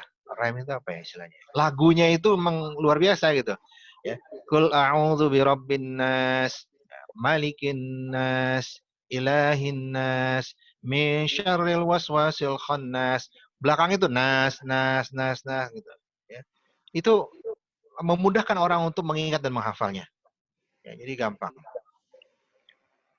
Nah, jadi itu karakter yang kelima, dia mudah dipahami dan diambil pelajaran. Selanjutnya, Afwan Rian, ini sampai jam berapa nih? Sekarang jam 4.36. Insya Allah ya sampai jam 4.45, habis itu pertanyaan, habis itu doa, Pak Ustaz. Oke deh. Ya, lanjut sedikit ya. Ini tentang fungsi Al-Quran. Ya. Fungsi Al-Quran yang pertama, dia adalah pengganti kedudukan kitab-kitab suci sebelumnya yang pernah diturunkan Allah Subhanahu Wa Taala. Ya. Jadi dia merupakan penjelas. Kalau misalnya ada hukum-hukum, makanya nggak aneh kalau dalam Al-Quran itu ada hukum-hukum yang atau ada ayat-ayat atau ada aturan-aturan yang serupa dengan aturan-aturan yang ada pada umat sebelumnya. Ya, itu. Karena dia merupakan pengganti kedudukan atau penyempurna kitab-kitab sebelumnya yang pernah diturunkan oleh Allah Subhanahu Wa Taala.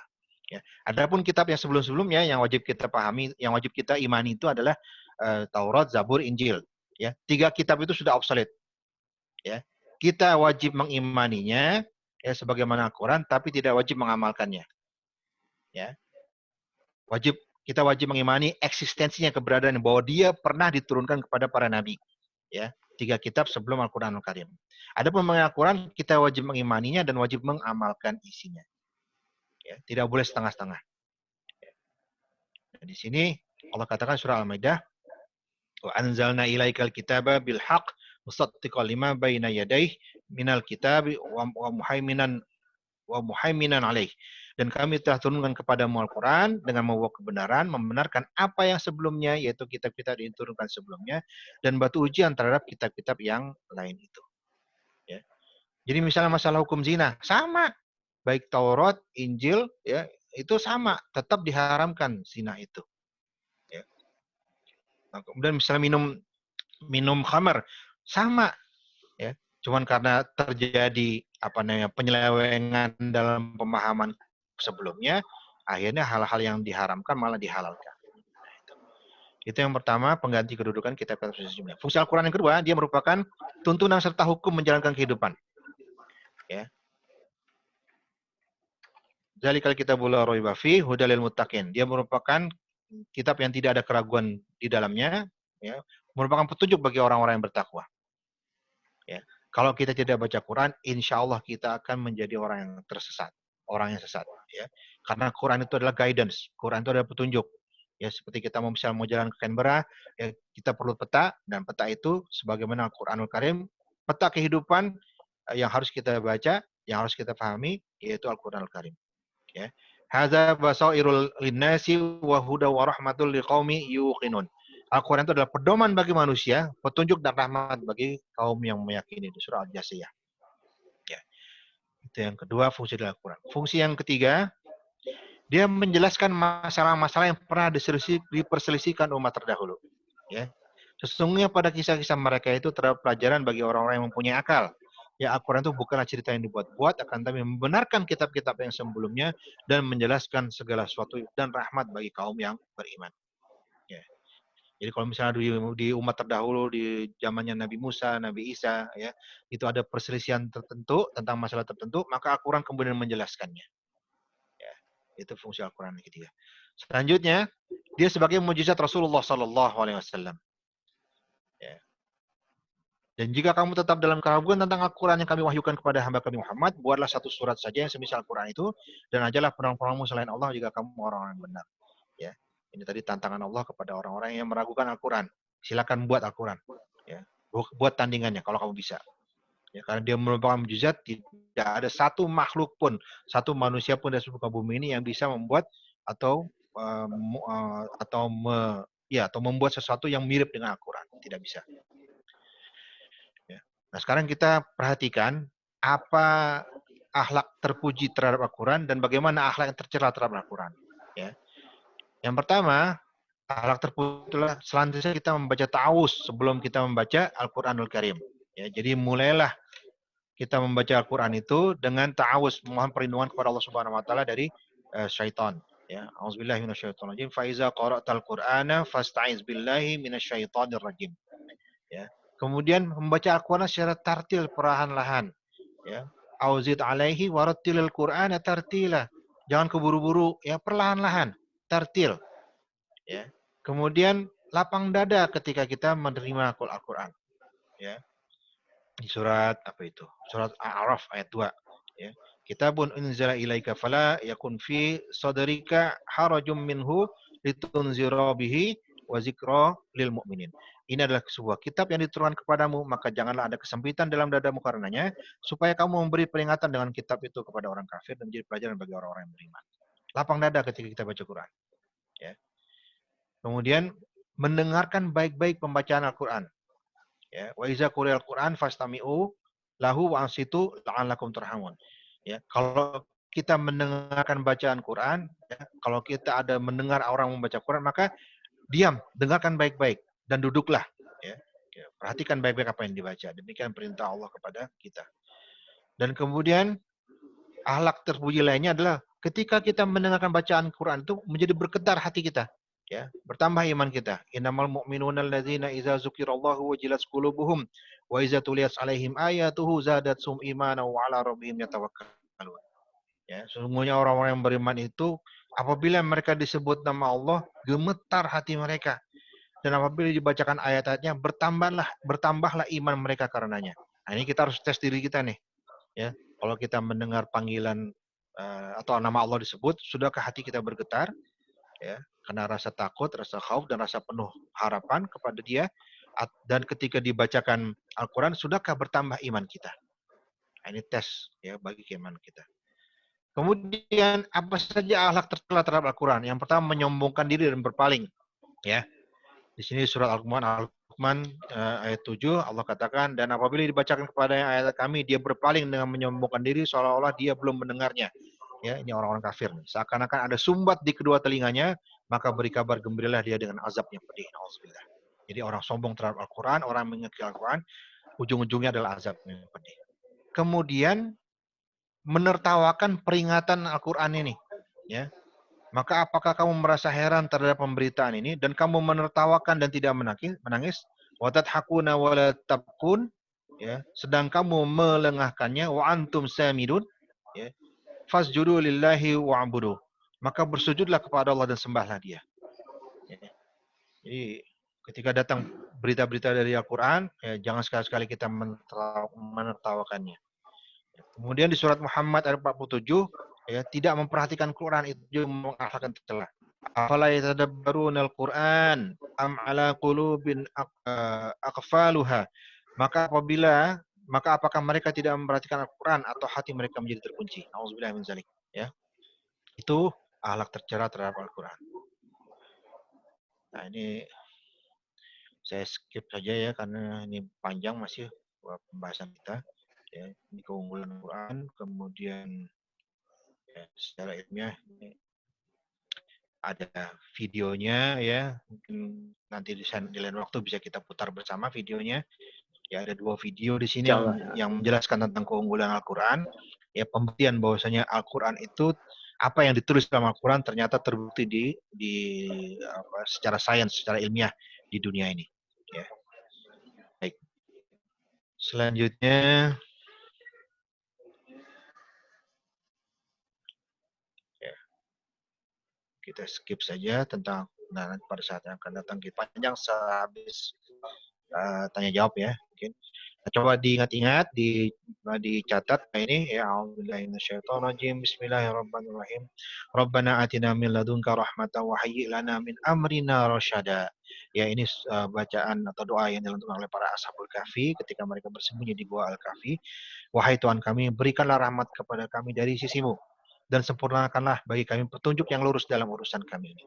Ya, rahmat dan petunjuk itu datang dari Al-Qur'anul Karim. Kita minta kepada Allah Subhanahu wa taala agar Allah senantiasa memberikan rahmat kepada kita, agar Allah senantiasa memberikan petunjuk yang lurus kepada kita melalui Al-Qur'anul Karim. Jadi baca Al-Qur'an tiap hari ya, tanpa usahakan untuk tidak melengahkannya, usahakan untuk tidak ada absen dalam kita membaca Al-Qur'an tiap hari. Baik, wafilah itu saja yang bisa sampaikan pada petang hari ini. Mudah-mudahan manfaat. Mohon maaf lahir batin kalau misalnya ada penyampaian yang kurang berkenan pada diri antum sekalian. Hadanallahu wa yakum billahi taufiq wa hidayah. Assalamualaikum warahmatullahi wabarakatuh. Waalaikumsalam warahmatullahi wabarakatuh. Ya. Alhamdulillah kita telah mendengarkan tausiah dari Ustadz tentang nuzul Quran. Selanjutnya untuk menambah pemahaman kita, insya Allah mungkin bapak-bapak, ibu-ibu belakang bapak-bapak ya, insya Allah ya. Ada pertanyaan? Ada nih dari ibu-ibu nih, dari istri saya Pak Rian, Pak Ustadz. Ya, silakan Pak. Monggo. Istri saya bertanya, apa hukumnya kalau orang itu tidak bisa membaca Al-Quran katanya Pak Ustadz. Apa katanya itu Pak Ustadz? Kata istri saya. Maksudnya bagaimana nih? Tidak bisa membacanya bagaimana? Saya tanya dulu. Orang itu tidak bisa membaca Al-Quran sama sekali. Apa hukumnya katanya Pak Ustadz? Dia yang tanya nih Pak Ustadz. Ya, jangan sampai dia mati dalam keadaan tidak bisa membaca Al-Quran. Itu saja. Bahaya. Karena nanti dia dihidupkan dalam keadaan buta, tuli. Ya, nanti di surah Al-A'raf itu dikatakan orang yang dia sama sekali tidak sekarang penyebabnya tidak bisa baca Quran itu kenapa? Ya, saya rasa tidak ada alasan sekarang setiap muslim itu tidak bisa baca Quran. Orang di mana-mana pelajaran atau pelatihan Al-Quran tuh ada kok gitu. Kecuali kalau misalnya memang dia hidup di remote area gitu, di pulau terpencil di mana dia cuma dia sendiri aja gitu. Ya kan? Dari kecil terdampar gitu sampai besar sampai gede sendiri aja gitu, tanpa peradaban, tanpa sosialisasi, tanpa masyarakat, ya lain cerita kok kayak gitu. Hukumnya berbeda lagi. Tapi kalau dia muslim yang hidup di peradaban di mana sekarang teknologi sangat maju, ya kan? Kemudahan-kemudahan itu dihamparkan di depan kita, maka tidak ada alasan tuh dia tidak bisa membaca Quran.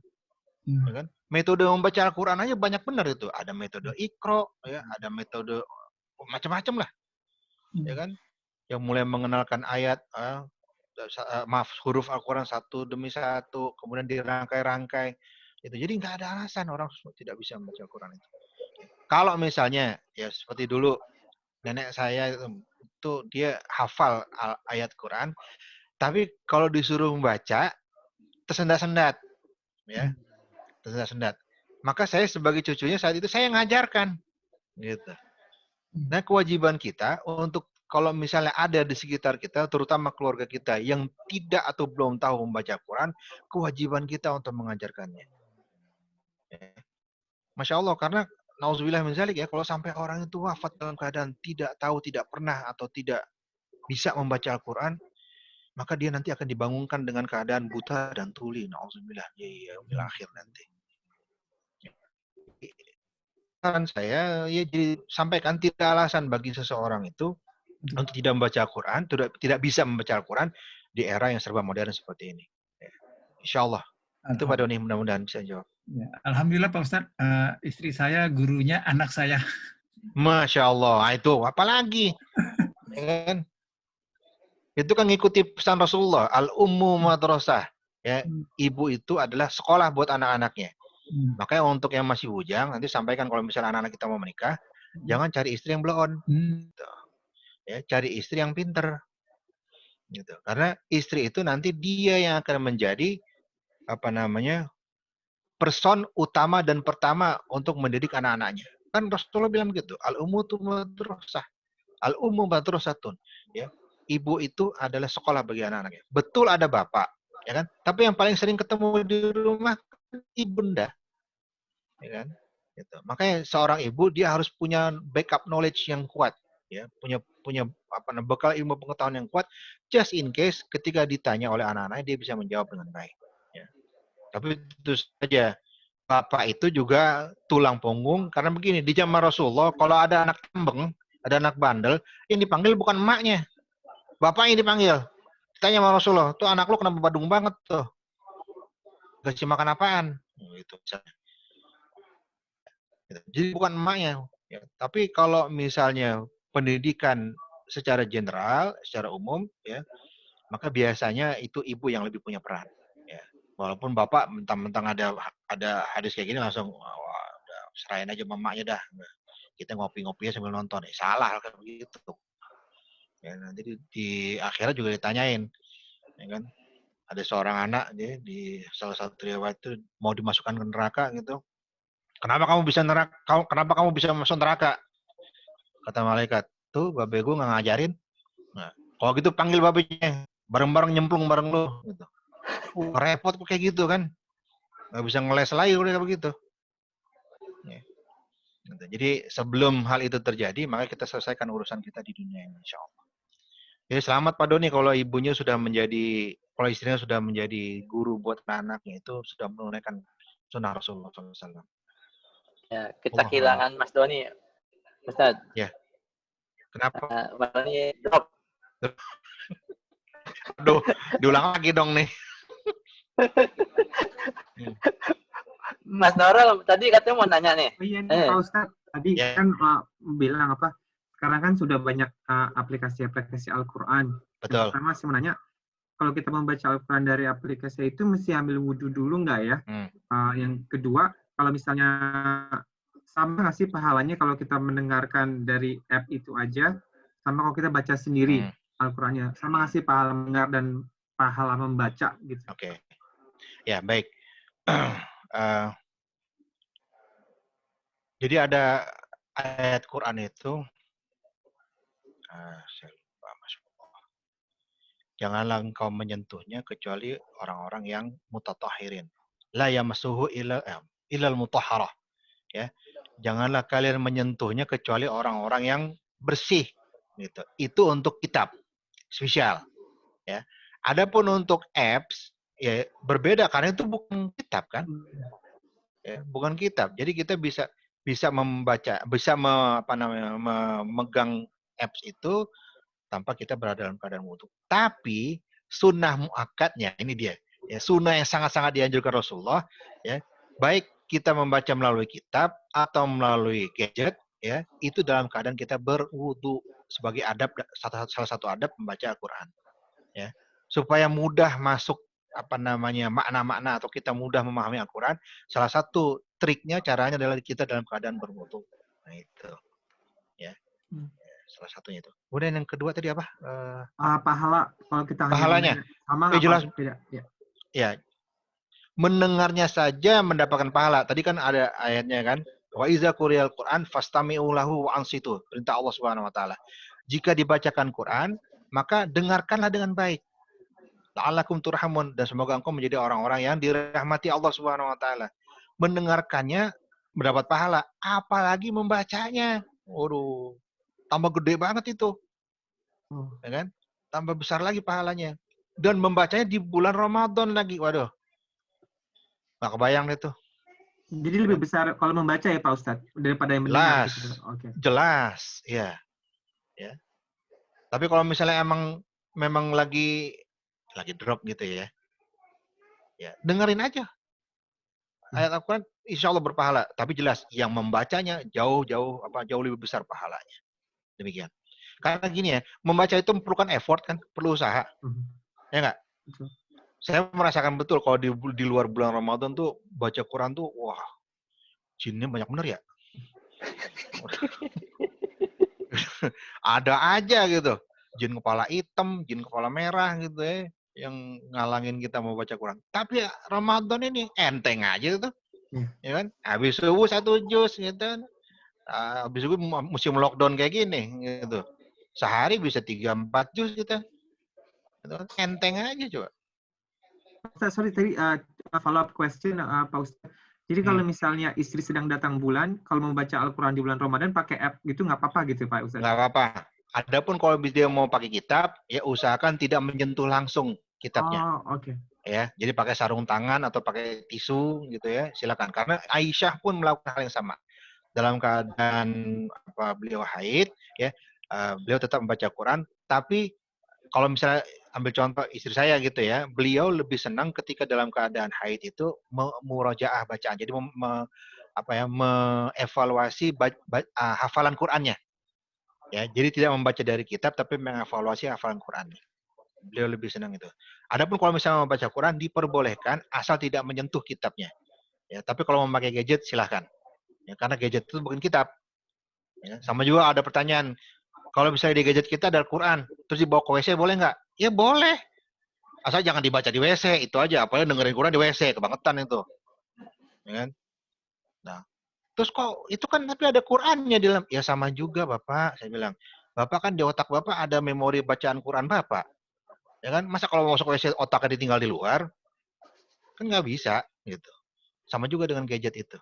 Demikian Pak Nuril, insyaallah. Makasih Pak Ustaz. Iya, sama-sama. Ada lagi nggak? Satu lagi. Ya. Waalaikumsalam. Ya, saya mau tanya juga Pak Ustadz, ini soal tadi kan Pak Ustadz sempat bilang kalau dulu itu Al-Quran itu sempat Nabi membacakan ke sahabat-sahabat gitu ya semuanya ya gitu ya. Jadi kan kalau nggak saya kan diturunkannya memang tidak sequential ya gitu kan, jadi ada ayat yang mana dulu gitu. Lalu kalau saya nggak salah ingat baru di akhir-akhir hayatnya baru dibimbing untuk disatukan begitu ya, diurutkan gitu ya kalau nggak salah ya. Betul. Cuma jadinya mungkin pertanyaan saya lebih kayak, jadi kalau yang konsep kayak juz, surat itu sebenarnya dulu nggak ada gitu ya, baru setelah itu gitu ya, setelah masa Nabi gitu ya Pak Ustadz, atau sebenarnya sudah pernah ada pembagian seperti itu dulu ya? Ya, baik. Jadi kalau diurut-urut dari awal ya, sebenarnya nuzul Quran itu kan ayat-ayat pertama yang turun itu adalah Iqra bismi rabbikal ladzi khalaq khalaqal insana min 'alaq. 5 ayat dari surat Al-Alaq itu kan. Dan terakhir itu adalah surah Al-Maidah ayat 3. Al-yauma akmaltu lakum dinakum wa atmamtu 'alaikum ni'mati wa raditu lakumul Islam madinah. Kalau Quran itu disusun berdasarkan asbabun nuzulnya, maka dia tidak menjadi kitab yang enak dibaca begitu. Ya. Tapi karena Rasulullah mendapat bimbingan dari Jibril alaihissalam, ya, maka Quran itu sebelum beliau wafat disusun. Pertama suratnya adalah Al-Fatihah, kemudian Al-Baqarah, ya. Al-Baqarah itu dari mulai ayat 1 sampai ayat 280 sekian itu ada bimbingannya dari Jibril langsung. Ya, sedemikian sampai selesai Al-Fatihah sampai An-Nas, ya. Nah, adapun mengenai dibagi menjadi 30 juz, ya. kemudian tadi kita ada perselisihan para ulama mengenai berapa ayatnya, itu menunjukkan bahwasanya ilmu Al-Quran itu adalah ilmu sampai akhir zaman, ya. Karena dia merupakan mukjizat, tidak berhenti-berhentinya orang itu untuk memperdalam ilmu Al-Quran. Terus, ya. Gitu. Bayangkan, kalau sempat ke Turki, ke Museum Topkapi itu ada satu kopi mushaf Utsmani. Ya, mushaf yang dibuat di zaman Khalifah Utsman. Ya, di zaman Khalifah Utsman itu ada 4 mushaf yang kemudian diedarkan ke seluruh Arab Peninsula, Jazirah Arab. Ya, kalau kita baca, itu saya nggak ngerti, nggak bisa baca gitu. Kenapa? Karena tidak ada tanda titik dan tidak ada tanda harokatnya mushaf Utsmani yang dibaca oleh Utsman itu. Ya. Baru kemudian beberapa abad setelah itu, ya, ulama-ulama yang memiliki kafaah atau kemampuan ulumul Quran, ya, mereka menambahkan, ya, tanda-tanda baca sehingga orang menjadi mudah untuk membacanya, memisah-misahkan mana huruf ba, mana huruf ya, mana huruf nun, mana ta, mana sa, seperti itu. Ya. Jadi patokannya apa? Patokannya dari para hufaz, ya, para orang yang menghafal Quran. Ya. Jadi bacaannya tetap sama, gitu ya. Ayat-ayatnya pun sama, ya. Ditambahi titik dan harokat a, i, u, gitu ya, fathah, kasroh, dhammah itu oleh para ulama. Ya, seperti itu. Nah, ini juga menunjukkan sampai saat ini, ya kan, di Indonesia tuh ada IIQ, ya, Institut Ilmu Al-Quran. Itu mereka terus belajar tentang Al-Quran. Ya, tidak habis-habisnya digali. Ya, ketemu lagi ini metode baru, ketemu lagi pengetahuan baru, ilmu baru, terus. Ya, itu. Makanya waktu saya dalam salah satu penyampaian saya di satu masjid, saya katakan, kalau misalnya kita ketemu, ya, fakta di sains atau di dunia ini yang berbeda dengan ayat Quran, maka sikap kita sebagai mukmin adalah membela ayat Quran. Kedepankan ayat Quran. Boleh jadi fakta sains itu salah atau belum terbukti, ya, sesuai dengan ayat Quran. Jadi tetap kita harus mengedepankan atau membela Al-Quran Al-Karim sebagai rujukan pertama dan utama kita. Demikian, Pak. Insyaallah. Alhamdulillah, ya, kita cukupkan aja insyaallah. Ya, sudah ya. pukul 5:01. Alhamdulillah, jazakumullah khairan Pak Ustadz, sudah menjawab pertanyaan-pertanyaan, tausiah. Sekarang sebelum kita tutup, insyaallah Pak Ustadz mohon dipimpin doanya Pak Ustadz. Baik, insyaallah. Mari wafilarakumullah, kita tundukkan kepala kita, ya, lapangkan pikiran kita dan jernihkan dada kita untuk kita berharap kepada Allah Subhanahu wa taala, karena ini adalah saat ijabah, ya, saat-saat yang insyaallah doa kita diijabah oleh Allah Subhanahu wa taala saat-saat menjelang buka puasa dan saat-saat sahur nanti. Ya, mari kita berdoa dengan serius agar Allah ijabah doa kita. A'udzubillahi minasyaitonirrajim. Bismillahirrahmanirrahim. Alhamdulillahirabbil alamin. Hamdan yu'afini wa yukafi mazidah. Ya Rabbana lakal hamdu kama yanbaghi li jalali wajhikal karim wa 'azimi sultanik. Allahumma shalli wa sallim ala sayyidina Muhammad wa ala alihi washabbihi wasallam. Allahumma inna nas'aluka salamatan fid din وعافية في الجسد وزيادة في علمه وبركة في رزقه وتوبة قبل الموت ورحمة عند الموت ومغفرة بعد الموت. اللهم حول علينا في سكرات الموت والنجاة من النار والعفو عند الحساب. ربنا ظلمنا أنفسنا وإن لم تغفر لنا وترحمنا لنكونن من الخاسرين وتب علينا إنك أنت التواب الرحيم. ربنا اغفر لنا ولوالدينا وارحمهم كما ربونا صغارا. ربنا اجعلنا مقيم الصلاة ومن ذرياتنا. ربنا هب لنا من أزواجنا وذرياتنا قرة أعين واجعلنا للمتقين إماما. ربنا أدخلنا مدخل صدق وأخرجنا مخرج صدق واجعل لنا من لدنك سلطانا نصيرا. اللهم إنا نعوذ بك من الهم والحزن ونعوذ بك من العجز والكسل ونعوذ بك من الجبن والبخل ونعوذ بك من غلبة الدين وقهر الرجال. Ya Allah, di bulan Ramadan ini mohon ampuni dosa-dosa kami, ya Allah, dosa-dosa istri kami, anak-anak kami, suami-suami kami, ya Allah, ayah ibunda kami, ya Allah, kerabat dekat kami, ya Allah. Tolong ampuni kami, ya Allah, dan terimalah semua amal ibadah soleh kami, amal soleh kami, ya Allah. Terimalah puasa kami, salat kami, tarawih kami, tahajud kami, dan qiraatul Quran kami, ya Allah. Mohon terima itu sebagai pemberat amalan soleh kami di akhirat nanti, ya Allah. Ampuni sekali lagi, ya Allah. Ampuni dosa-dosa kami, ya Allah. Ampuni dosa-dosa kami. Dan terima semua amal soleh kami, ya Allah. Allahumma inna na'udzubika minal baras wal junun wal juzam wa min sayyi'il asqam wal qurana. Ya Allah, jauhkanlah kami dari bala musibah, jauhkanlah kami dari pandemi wabah ini, ya Allah. Selamatkanlah kami sekeluarga, ya Allah. Selamatkanlah umat Islam dari wabah ini, ya Allah. Jauhkanlah kami dari wabah ini, ya Allah. Tolong kami, ya Rabb. Tolong kami, ya Rabb. Rabbana atina fid dunya hasanah wa fil akhirati hasanah wa qina adzabannar. Wa subhana rabbika rabbil izzati amma yasifun. Wa salamun alal mursalin walhamdulillahi rabbil alamin. Demikian, terima kasih. Assalamualaikum warahmatullahi wabarakatuh. Waalaikumsalam warahmatullahi wabarakatuh. Waalaikumsalam warahmatullahi wabarakatuh. Alhamdulillah, acara demi acara telah kita lewati bersama. Mari kita tutup pengajian ini dengan beristighfar, Astagfirullahaladzim. Dan membaca doa kafaratul majelis. Subhanallah wa bihamdika asyhadu an la ilaha illa anta astaghfiruka wa atubu ilaik. Terima kasih atas partisipasinya untuk ibu-ibu dan bapak di pengajian ini. Mohon maaf sekiranya ada salah-salah kata ataupun kalimat yang kurang berkenan. Kurang lebihnya mohon maaf. Wabillahi taufiq wal hidayah. Wassalamualaikum warahmatullahi wabarakatuh. Waalaikumsalam warahmatullahi wabarakatuh. Jazakumullah khair. Jazakumullah khair. Assalamualaikum. Waalaikumsalam. Ana end ya. Ya, fadhal.